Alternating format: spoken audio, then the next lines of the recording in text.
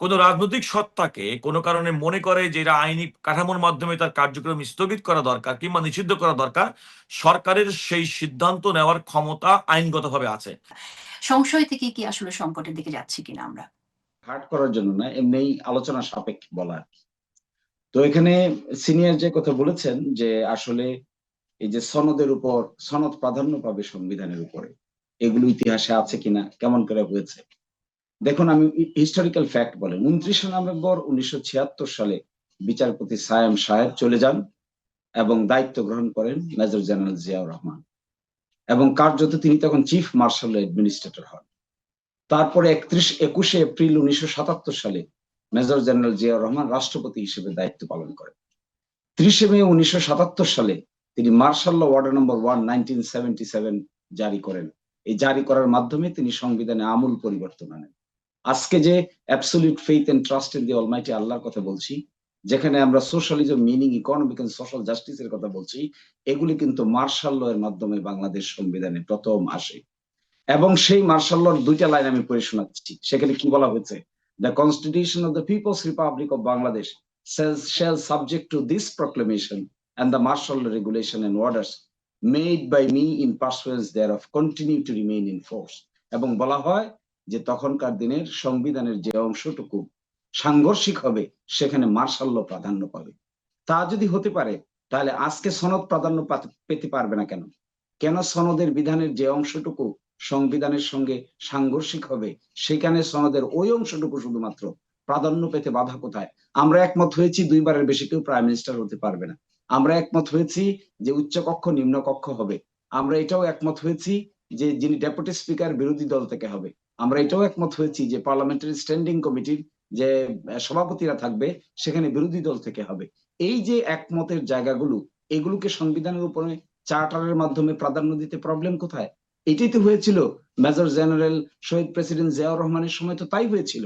এবং 1977-এ সংবিধান সংশোধন করে হয়েছিল প্রক্লেমেশনের মাধ্যমে, যা পরবর্তীতে 5th অ্যামেন্ডমেন্টের মাধ্যমে সংবিধানে বৈধতা দেওয়া হয়েছিল। এবং একটা ইম্পর্টেন্ট বিষয় দেখেন, গণভোটের আয়োজন করা হয়েছিল 31শে মে 1977 সালে। সেই গণভোট অনুযায়ী যেখানে তিনি 88% মানুষের ভোট পেয়েছিলেন, ভোট অফ কনফিডেন্স।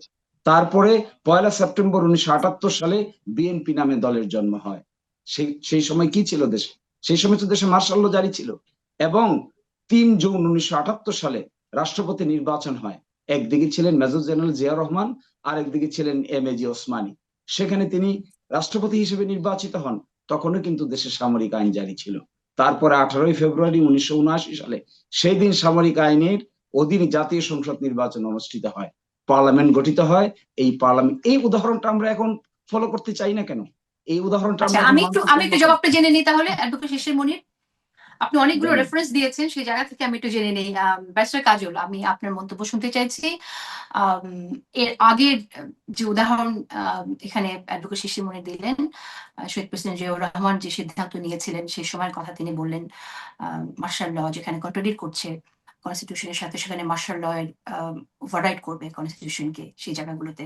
তো আপনারা দেখুন, আমরা কিন্তু শিশির মনির সাহেব যে কথাগুলো বললেন সেগুলো তো ইতিহাসের অংশ, এবং সেই সময়কে প্রয়োজনে তৎকালীন সময় সিপাহী জনতার বিপ্লবের মাধ্যমে যে শহীদ প্রেসিডেন্ট জিয়াউর রহমানের রাষ্ট্র ক্ষমতার দায়িত্বে আসা, ঠিক সেরকম একটা পরিস্থিতিতে আমাদের সে সময় মানুষের প্রয়োজনে আমি সেটা যৌক্তিকতা অবশ্যই ছিল, এবং এটা ইতিহাসের অংশ, এটা আমি মানতে আমাদের কিন্তু খেয়াল করতে হবে 5ই আগস্ট 2024 কিন্তু বাংলাদেশে যে নতুন যে রাজনৈতিক বন্দোবস্ত এবং নতুন যে ইতিহাস, সেইটার কিন্তু বিনির্মাণ কিন্তু হচ্ছে 1 বছর পরে আমরা আলোচনাটি করছি।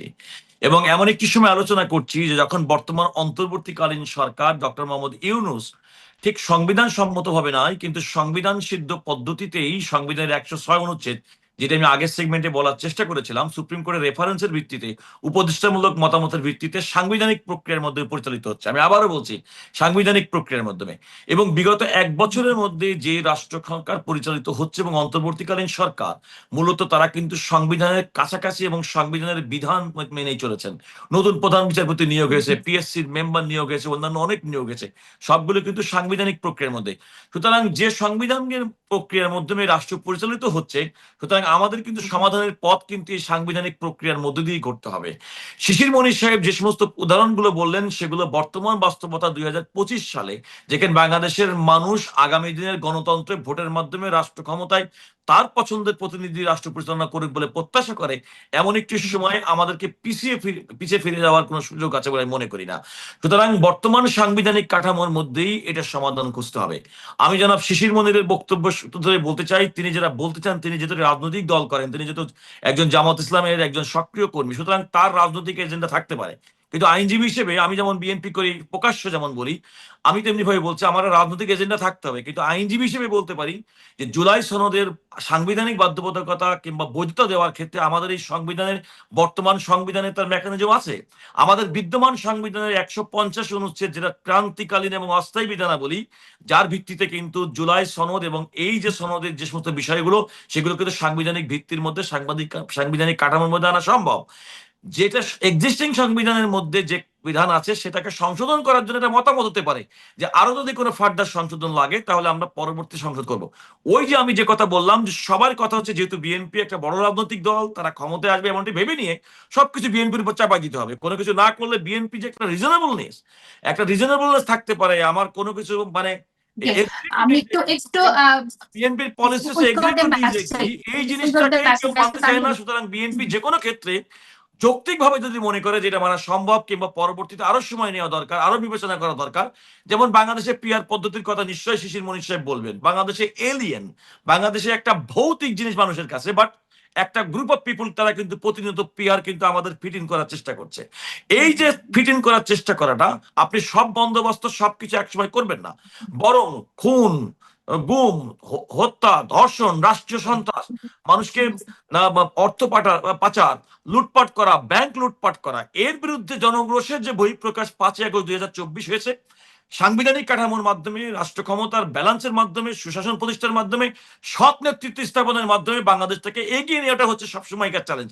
আপনি রাতারাতি সবকিছু করতে পারবেন না। হ্যাঁ, দেখেন না, যদি রাষ্ট্র ক্ষমতার মাধ্যমে বিএনপি আসে কিংবা যদি মনে করে অন্যান্য দল, জামাতও যদি মনে করে আসে, তাদের তো একটা পজিটিভ চেঞ্জ মানুষকে দেওয়ার সুযোগ দিতে হবে। সেই সুযোগদের একমাত্র মাধ্যম হচ্ছে আমি আমাকে একটু নির্বাচন অন্য এবং প্রসঙ্গে নির্বাচনের যেতে হবে। মাধ্যমে সরকার গঠন করা। ব্যারিস্টার রুহুল কুদ্দুস কাজল, একটু থামিয়ে দিলাম আপনাকে। আমি একটু অন্য প্রসঙ্গেও কথা বলবো। আপনি জানেন যে জাতীয় পার্টিকে নিষিদ্ধ করার একটি দাবি আছে এবং সেই প্রেক্ষিতে অ্যাটর্নি জেনারেলকেও আমরা বলতে শুনলাম, অ্যাটর্নি জেনারেল অ্যাডভোকেট আসাদুজ্জামান, তিনি বলেছেন জাতীয় পার্টি ফ্যাসিস্ট আওয়ামী লীগের সকল অপকর্মের সহযোগী, জুলাই বিপ্লবেও তারা ছাত্র জনতার পক্ষে ছিল না, দেশে আওয়ামী লীগের কার্যক্রম নিষিদ্ধ, তাই জাতীয় পার্টি নিষিদ্ধ করার আইন খতিয়ে দেখা হচ্ছে।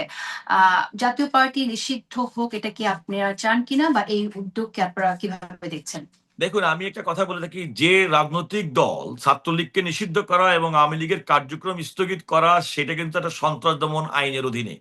যে আইনের অধীনে ইতিপূর্বে জামাত ইসলামী অর্থাৎ শেখ হাসিনার শেষ সময়ের দিকে জামাত ইসলামী ছাত্র শিবিরকে নিষিদ্ধ করা হয়েছিল সন্ত্রাসী কার্যক্রমের কারণে। এটা হচ্ছে একচ্ছত্র সরকারের সিদ্ধান্ত। সরকার যদি মনে করে যে কোনো রাজনৈতিক সত্তা, আমি আবারও বলছি, রাজনৈতিক দল হিসেবে মনে করলে মনে হবে জাতীয় পার্টি না, কোনো রাজনৈতিক সত্তাকে কোনো কারণে মনে করে যে এরা আইনি কাঠামোর মাধ্যমে তার কার্যক্রম স্থগিত করা দরকার কিংবা নিষিদ্ধ করা দরকার, সরকারের সেই সিদ্ধান্ত নেওয়ার ক্ষমতা আইনগতভাবে আছে। যেমনটি তারা আওয়ামী লীগের ক্ষেত্রে করেছে, যেমনটি তারা ছাত্রলীগের ক্ষেত্রে করেছে, যেমনটি শেখ হাসিনা ইসলামী ছাত্র শিবির এবং বাংলাদেশ জামাত ইসলামের ক্ষেত্রে করেছিল। সুতরাং এটা সম্পূর্ণভাবে সরকারের দায়িত্ব এবং অন্তর্বর্তীকালীন সরকার এই আইনের অধীনে তার সিদ্ধান্ত গ্রহণ করতে পারে, সেটা আওয়ামী লীগের ক্ষেত্রে এবং ছাত্রলীগের ক্ষেত্রে তারা প্রমাণ রেখেছেন। এটা এক্সক্লুসিভলি সরকারের সিদ্ধান্ত, এটা কোনো রাজনৈতিক দলের চাওয়া কিংবা না চাওয়ার বিষয় নাই। রাষ্ট্র পরিচালনার ক্ষেত্রে তারা প্রয়োজন মনে করে তারা এটা করবেন, যদি মনে করেন তারা করবেন না। আমার মনে হয় কোনো রাজনৈতিক দলের মতামত দেওয়া কিংবা তাদের কাছে তাদের মতামতের ভিত্তিতে এটি করা, এটা বরং রাজনৈতিক দলকে ব্র্যাকেট বন্দি করে, তাদেরকে প্রশ্নবোধক করে তাদের ইন্টিগ্রিটি সম্পর্কে। কারণ গণতান্ত্রিক প্রক্রিয়ায় একটা রাজনৈতিক দল যদি কোনো কারণে খোলা চোখে তার রাজনৈতিক কার্যক্রম স্থগিত হবে, এটা কিন্তু কেউ চাইতে পারে না। তবে রাষ্ট্রের প্রয়োজনে সন্ত্রাস দমনের ক্ষেত্রে এবং রাষ্ট্র পরিচালনার ক্ষেত্রে, বাংলাদেশের অভ্যন্তরীণ বিষয়ে অখণ্ডতার ক্ষেত্রে যদি প্রয়োজন হয়, আইন যে সরকারকে যে ক্ষমতা দিয়েছে, যেহেতু বর্তমান অন্তর্বর্তীকালীন সরকার ক্ষমতায় আছে এবং তাদের যেহেতু ঠিক আছে আইনি ভিত্তি আছে তারা ঠিক আছে, সেটা এটা আইনের ব্যবস্থা সরকার করবে। এটা নিশ্চয়ই করতে পারে, কিন্তু রাজনৈতিক দলের দাবির প্রেক্ষিতেই তো করছে, কারণ বিগত 1 বছরে তো এই উদ্যোগটা আমরা দেখিনি, এখন তো দাবির প্রেক্ষিতেই ঘটলো। আপনি জানেন যে জাতীয় পার্টি নিষিদ্ধের দাবিতে মিছিল করতে গিয়ে শেষ পর্যন্ত হামলার শিকার হলো গণ অধিকার পরিষদের সভাপতি। আম, এরপর এনসিপি থেকে এই দাবি আছে জাতীয় পার্টিকে নিষিদ্ধ করার জন্য। এই বৈঠক যে হয়েছে প্রধান উপদেষ্টার সাথে, সেই বৈঠকেও এটা উল্লেখ করা হয়েছে জাতীয় পার্টি নিষিদ্ধ করার ব্যাপারটা। তো সেই জায়গা থেকেই আমি বলছি, তাহলে তো এটা দলের চাওয়ার প্রেতেই হচ্ছে, এটা সেটাকে আপনারা কি ওয়েলকাম করবেন, নাকি আপনারা এখানে আপনাদের ডিফারেন্ট অবজারভেশন আছে? দেখুন, এটা যদি দল হিসেবে বিএনপিটা বড় দলের যদি মুখপাত্র হিসেবে বলেন, আমি তো বিএনপির মুখপাত্র নই, কিন্তু নাগরিক হিসেবে আমি মনে করি যে আইনগতভাবে এই বর্তমান অন্তর্বর্তীকালীন সরকার সন্ত্রাস দমন আইনের অধীনে আওয়ামী লীগের ব্যাপারে এবং ছাত্রলীগের ব্যাপারে কিন্তু সিদ্ধান্ত গ্রহণ করেছে। সুতরাং যেহেতু সরকার হুম। সিদ্ধান্ত গ্রহণ করেছে, এটা অ্যাবসোলুটলি সরকারের ডোমেইন এবং তাদের তাদের যে সিদ্ধান্ত গ্রহণের ক্ষমতাটা আইনগতভাবে তাদের আছে, সুতরাং তারা সেটা গ্রহণ করতে ওকে, পারে।